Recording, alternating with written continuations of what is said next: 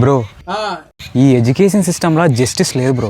అంటే ఇప్పుడు మనము కాలేజీకే పోతాం, మన సారోళ్ళు కాలేజీకే వస్తారు, కానీ వాళ్ళకెందుకు జీతం ఇస్తారు, మనకెందుకు జీతం ఇయ్యరు? అవును బ్రో, మనకి జీతాలు ఇచ్చలేరు, అందుకే మనం కాలేజ్కి వెళ్ళాం.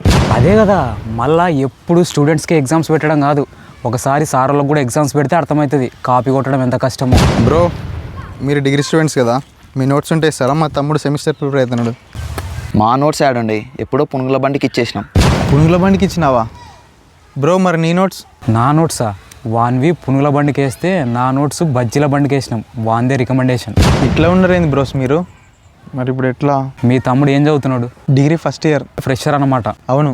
అయితే ఇలాంటి ఫ్రెషర్స్ అందరి కోసం ఎస్ఐఏ అనే యాప్ ఉంది కదా.